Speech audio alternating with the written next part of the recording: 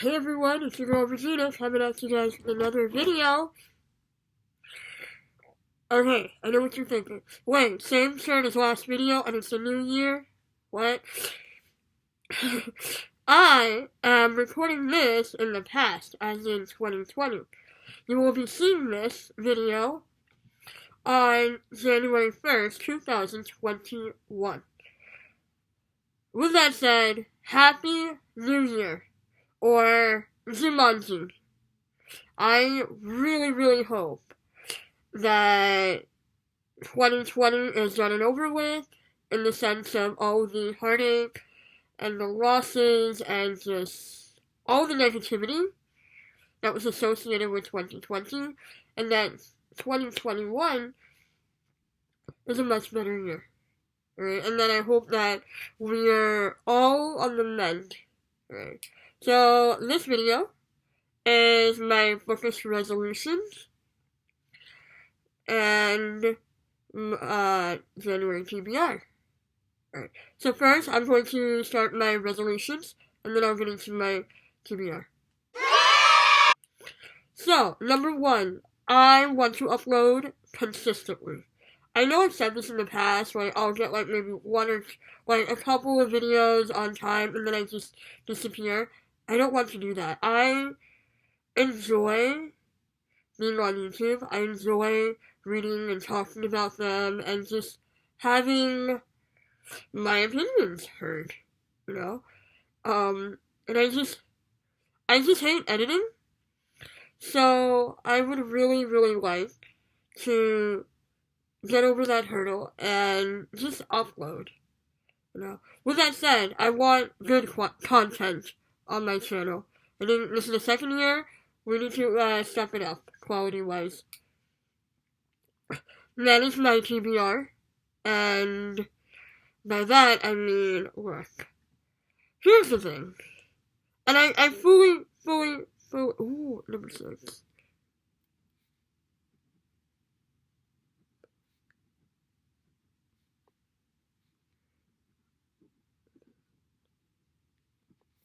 Okay, here's the thing that here's something that I'm starting to realize. Buying a book and reading a book. 2 different hobbies, right? 1, very expensive. 2, not as expensive, but overwhelming, alright? And what I tend to do is say, okay, I'm gonna read all of them, and then I'll probably read maybe 1 or 2 in 1 month, or the next month I'll read all of them, and it's just, there is no consistency. So I would like to pick only between, 1 second, my chart, my laptop's on. So I would read at least 4 to 8 books a month, which is between 48 to 96 books a month. A year. In a whole year. Now, you're probably thinking, holy shit, that's a lot. Here's the thing. 2020's goal was 52 books, and I surpassed that by a lot.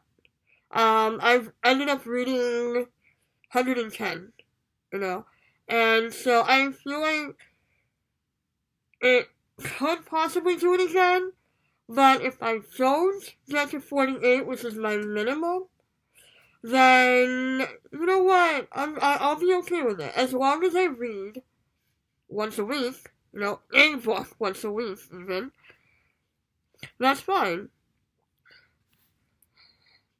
Okay, number 3, which is very important, because I was so guilty of this last year. Don't get sucked into reading readathons, and especially random ones, okay? I think I've attempted at least 5 readathons. One was the Owls readathon for Harry Potter. One was my most successful and much more level-headed was Percy Jackson, the Olympics Games readathon. Then I did one for Maddie on the Book Pushers readathon. Nancy Drew, then I did Tolkien, which I historically failed at, by the way. And just so many TBRs, and here's the thing, if I want my sanity, then I also want to be able to enjoy my reading experience. I did not enjoy the owls because it was in April, right for my birthday, and then I ended up doing 3 books in 24 hours, which, by the way, was not fun at all. And I don't want to put a lot of pressure on myself. I wanted to maybe, at the very least, 1 readathon, at, at the most 3 readathons, and stick to it, you know? Um, I gotta stop saying yes when I really want to say no. And it should be okay to bail on a readathon. With that said, number 4. Read at least 1 book a month that is outside of my comfort zone. For example, I do not like classics, but I want to read at least 1 classic book. And I'm not talking Shakespeare's plays, because I know I'm going to cheat and say, hey, I read a classic. How about, a good classic with purple prose? And, okay, for me, it's been a mixed bag. I have liked a few classics, and a lot of times I don't like them for various reasons. So, let's say 1 classic, 1 sci-fi, something like that. Or something, for example, that does not go a conservative type book, meaning, look, I'm really big into democratic ideas, but let's say something that goes against my values. Let's see how it is on the other side of the reading spectrum, or, personal spectrum. Number 5, college quiz on books I don't like. I hate forcing myself to read a book, and it just ruins it. So if I don't like it, just DNF it. Yes, I have DNF'd some books, but I think it should be the norm to say, okay, I have DNF'd this, but I'm also counting this as a book that I read, because however many pages, I have attempted to read it. I may not like it, but let's be honest here, people. Number 6. I was doing really well, but then I went on the crazy train again. Okay?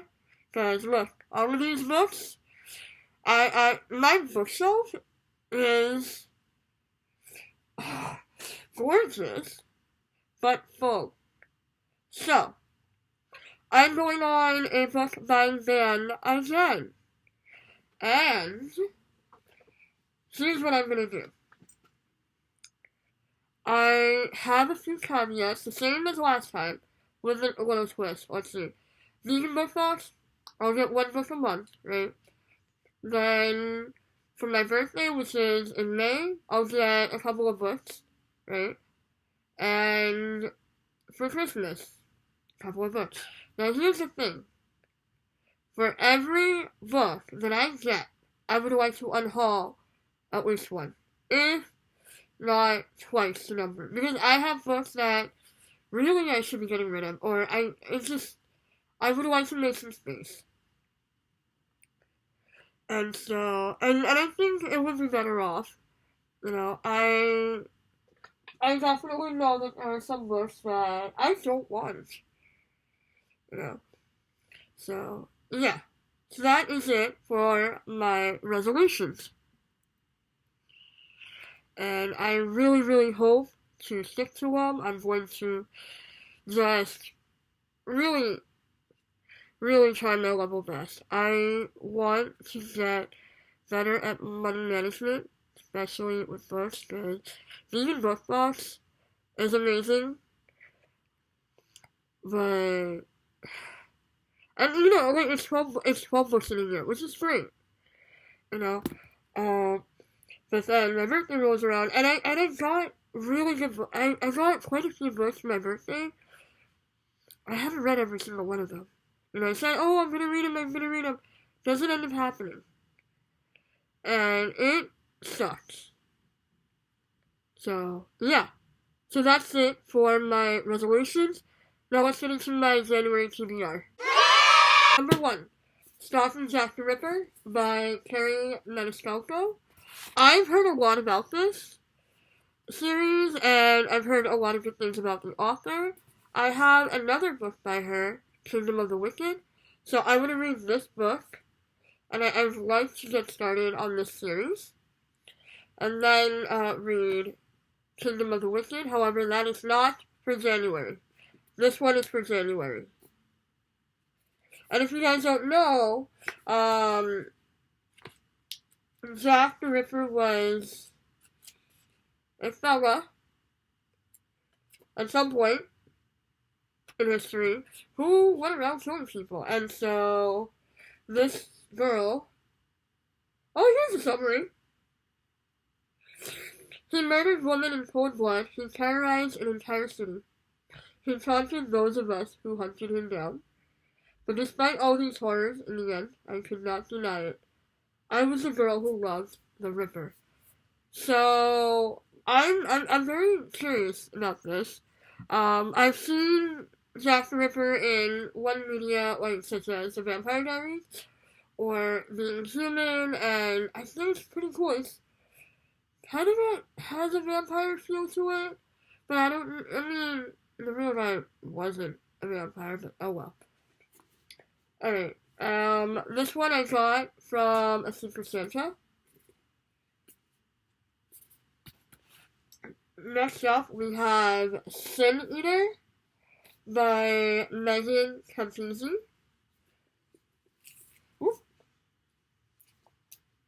Okay, and here is the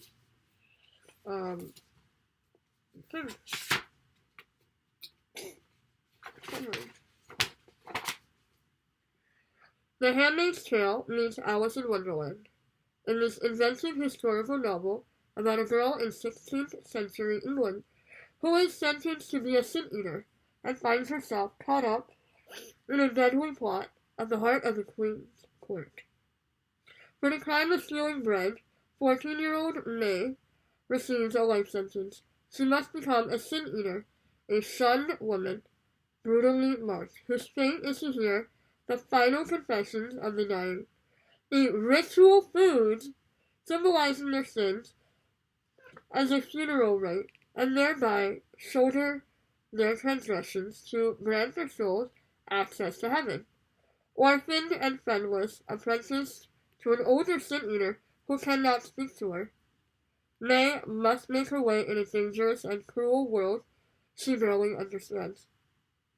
When a deer's heart appears on the coffin of a royal governess who did not confess to the dreadful sin it represents, the older sin eater refuses to eat it. She is taken to prison, tortured and killed. To avenge her death, May must find out who placed a deer heart on the coffin and why.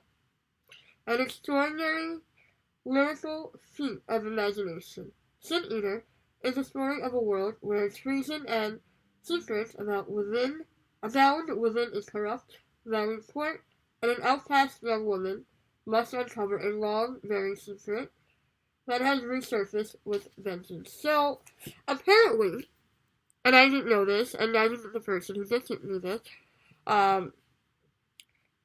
Sin Eaters was an actual thing. And I think this is really cool. This is about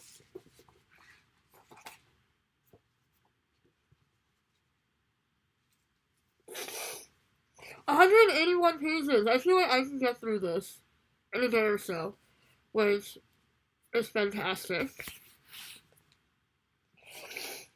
Next up, we have Red, White, and Royal Blue. I have never read this. I've heard a lot about it, and I think this came around The time of Meghan Markle's wedding to Prince Harry?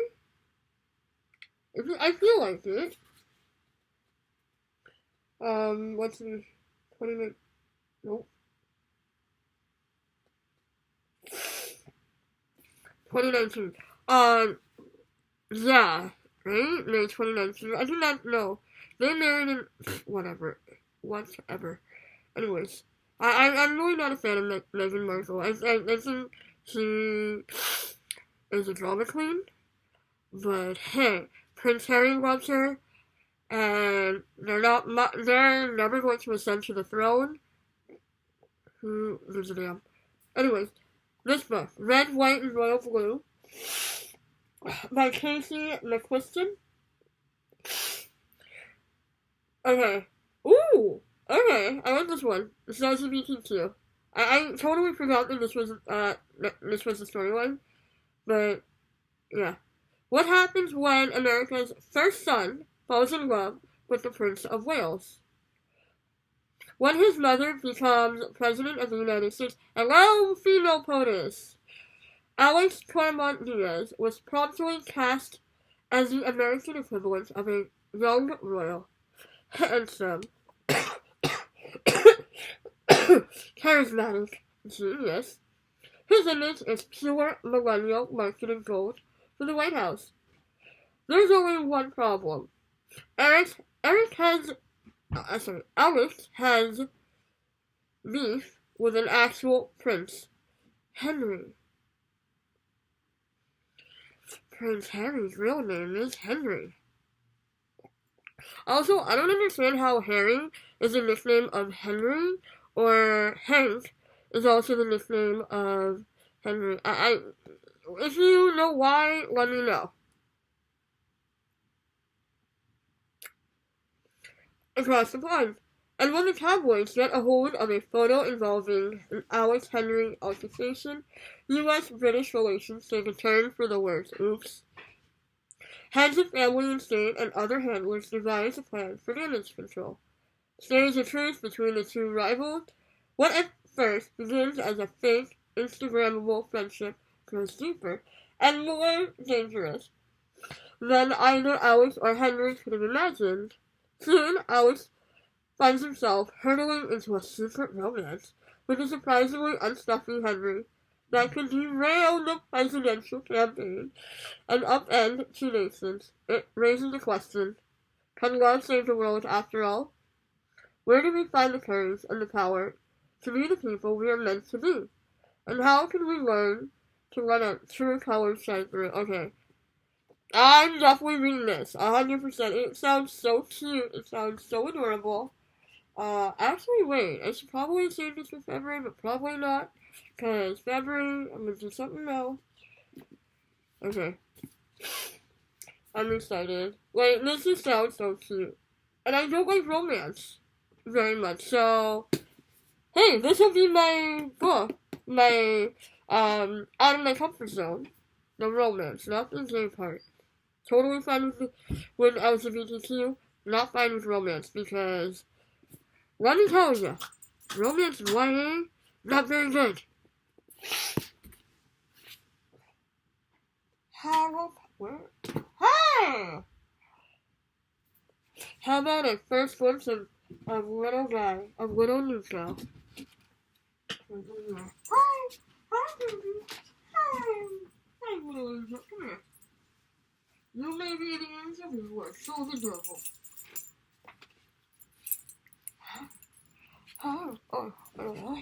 Hello. Hi, Nico. Say Happy New Year. Oh, okay. You know, sometimes he reminds me of a cat. A couple of times I've actually heard him meowing. I don't know, it's so bizarre.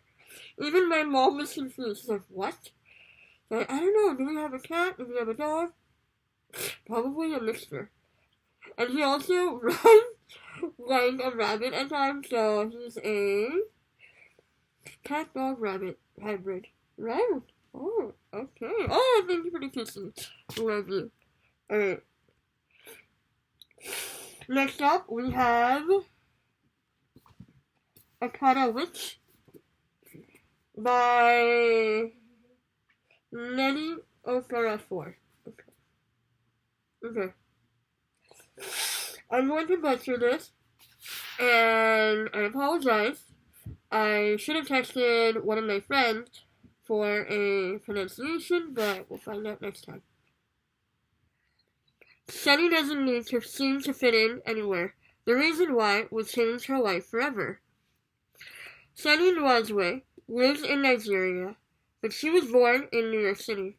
Her features are West African, but she's albino. She's a terrific athlete, but can't go out into the sun to play soccer. There seems to be no place where she can fit in. And then she discovers something amazing. She is a free agent with latent magical power, and she has a lot of catching up to do.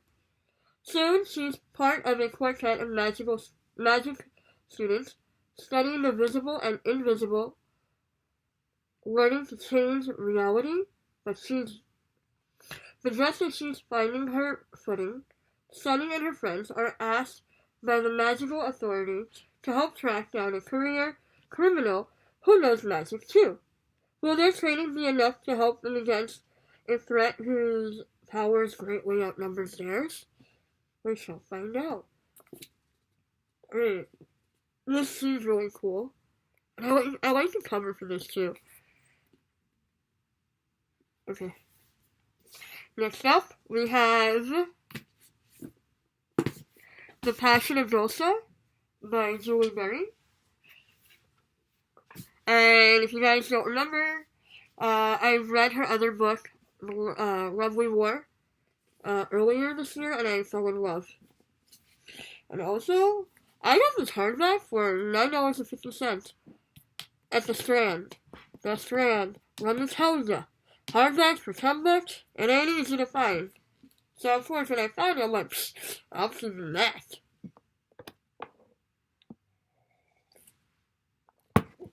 Okay.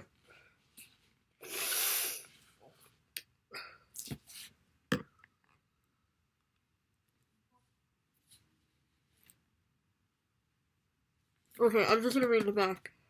In the waning days of the 13th century, a Dominican friar stumbled on a secret that the church had intended to keep buried forever. A testimony so dangerous it had to be burned.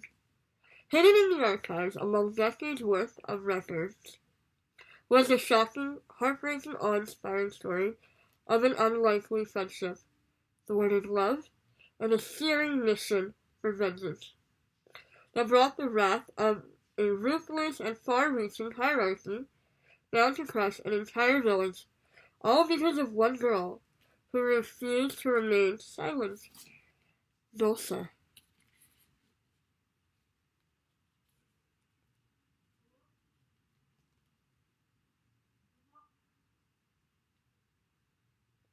I wonder if this is historical fiction. It kind of seems that way, and if The Lovely War is any indication, I know this should do an amazing job, and I think this was her earlier work, I believe. I mean, The Lovely War was fantastic. This is 2016, so this was an earlier work. And last but not the least, which ironically, the first book I'm going to be starting the new year is The Invisible Life of Addie LaRue by V.E. Schwab. Yes, I know, you've seen it all over BookTube, all over Book Twitter, and Bookstagram. I wanted to take my time with this.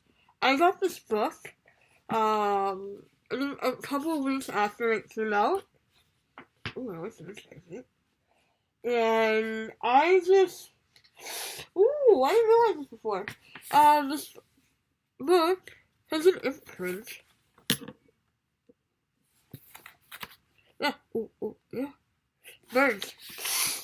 And I realized that, this is also pretty. And I love that it's my favorite color, too.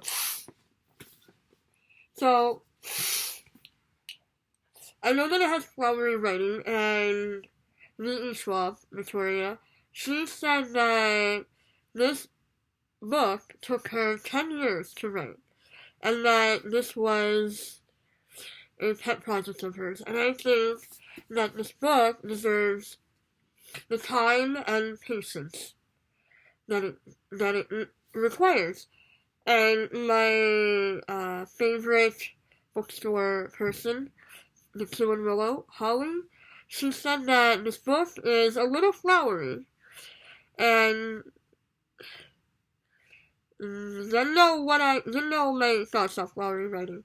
So I think this is a good book that I'm just going to savor it and really take my time with it.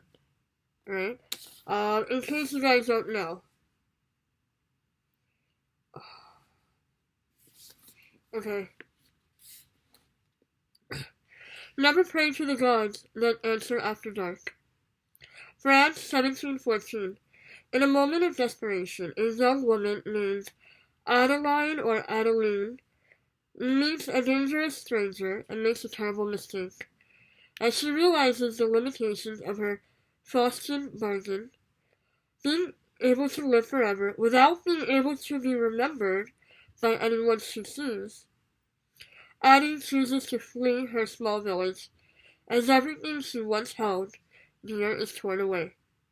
But there are still dreams to be had, and a life to live, and she is determined to find excitement and satisfaction in the wide, beckoning world, even if she will be doomed to be alone forever. Or not quite alone, as every year on her birthday, the alluring Lou comes to visit, checking to see if she is ready to give up her soul. Their darkly thrilling game stretches through the ages, seeing Addie witness history and fight to regain herself as she crosses oceans and tries on various lives. It will be 300 years before she stumbles into a hidden bookstore and discovers someone who can remember her name, and suddenly everything changes again. And a lot of people have said that, this is a really good book, it's very unforgettable, and people have started crying because of this book, and I would like to experience this. So far, I only have 1, 2, 3, 4, 5, 6, 7, no. Okay, 6 books, and I will be adding 2 books. One is the Beacon Book Box book of the month, and whatever book my mystic book group comes up with, if we do ever come up with it. The book that I really, really, really want to get to is this one. A book that I would not be upset if I don't read is Sausage Jack the Ripper. Since it's because a couple of the books that I have are a little thick. And yeah. Alright.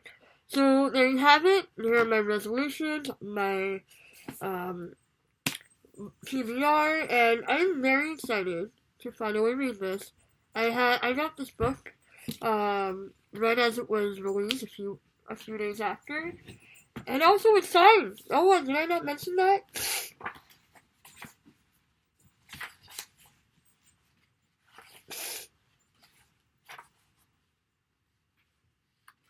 Oh, it is. Fine. This is really cool, and it's not a Beacon Book Box book. It's from my bookstore, and yeah. Alright, if you have not, comment, like, subscribe. I shall see you very, very soon. And, Happy New Year. Let's stay safe and healthy, people. Alright, bye.